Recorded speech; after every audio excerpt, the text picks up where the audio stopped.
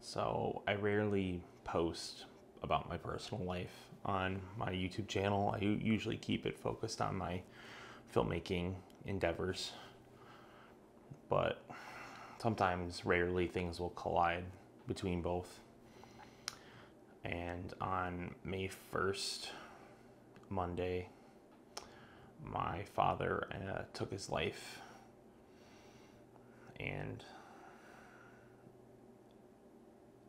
I've just been thinking about how to address it, how to process this. And for film, that's one way for me to process things is through filmmaking.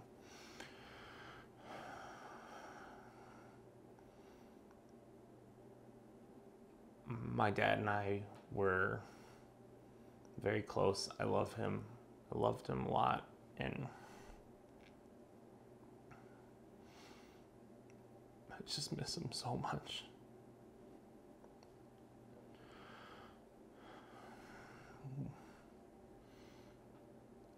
I remember when I was younger thinking that he wasn't the most supportive of my filmmaking. He'd always would let us do it and stuff, but he never was like, yeah, that's what you should do for your career. But it's so funny, the more older I got, I felt like the more and more supportive he was, just going out there and saying stuff, and you could tell he was really excited about the work I was making. And he was in Ramen Sucker Punch. He did the little scene, and then I jumped the gun and was like, hey, let's make this movie called Chlorine Kills. It's the follow-up to my biggest movie, and I wanted to make him the lead actor in it. So for the last few months, we had been filming scenes, and I just can't believe we're never going to be able to finish it the way that we intended to finish it. We had so much cool footage of him driving around and just doing things that he would always do. He was just the type of person who had a cigar in his mouth, and he'd get in his van and he would just go on a drive, and you could tell he was just enjoying life for the most simple pleasures. And I'm so upset that he fucking so mad at him.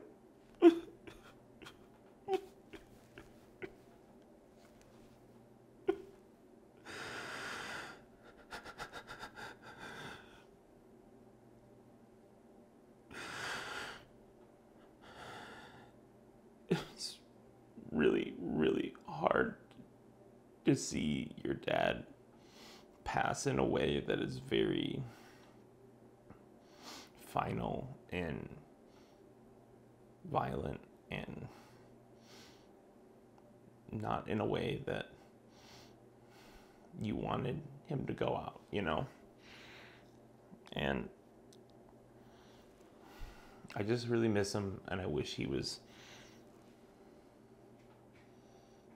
a part of the rest of the movie. But that's just not possible, and I'm going to finish the movie, and I'm going to make it the way I can now. And I have so much great footage, and I promise you guys that if you see this footage, it's going to be amazing. It's compelling stuff, and we did some of our best work working on this movie together, and I cannot wait for you guys to see that. The last time I saw my father was a couple weeks ago, and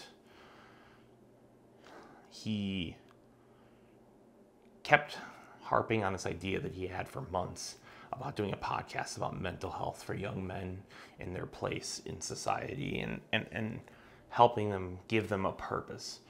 And he kept saying, Danny, I want you to do this podcast with me. I think it'd be such a great idea. And I remember one day I came in to work. I was working for him for a little bit last year on his construction jobs. And I was really, really down, and he paused the job, and we talked for 2 hours, and I could really tell that he cared about my mental health and where I was at and where I was going with my life. And so I think I want to continue his legacy by doing that podcast as well, with myself and my girlfriend, or myself and my brother, depending on who wants to do the podcast with me. I really, really want to do that.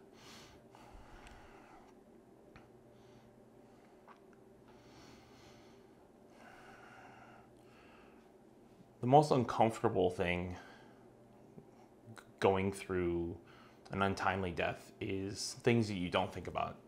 Usually when someone dies, you think about, okay, I'm going to process this, I'm going to bury someone, and then I'm going to get over it.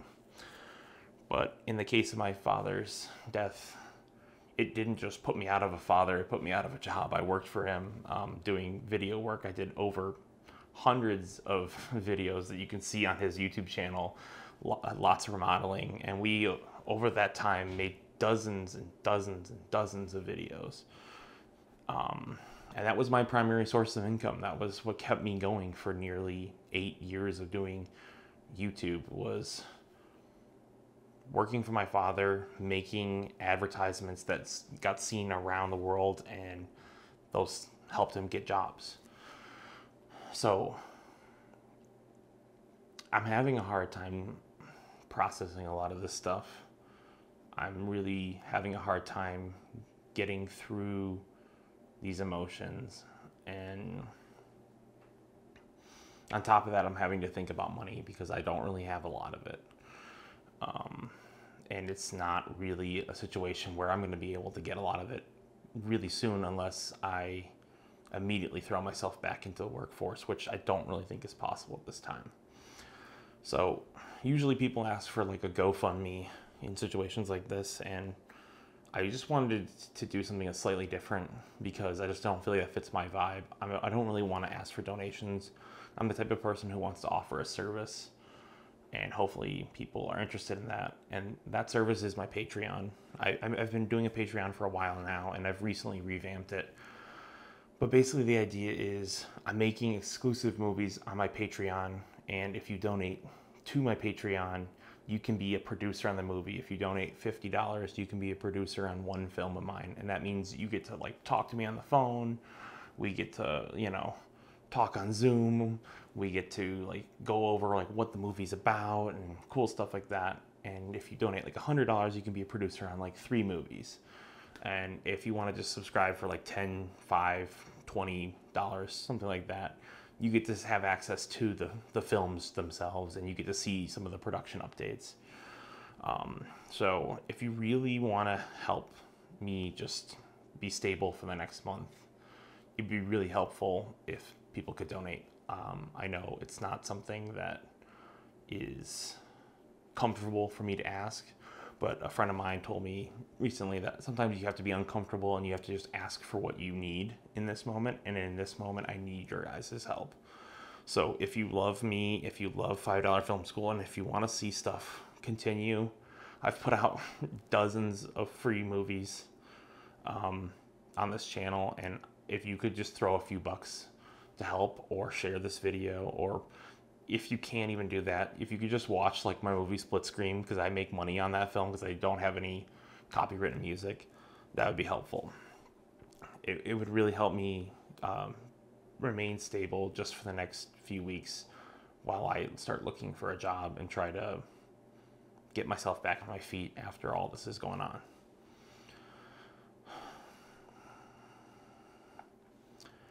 And I really think about the very last moments on which I talked to him 2 days before everything happened, and I just think about telling him that I loved him, thinking about how I told him that I would do anything to help him out, and telling him that things would be okay. And I know for a fact he knew I loved him, and I definitely knew that he loved me. And if you are thinking about doing anything like this, make sure you reach out to someone.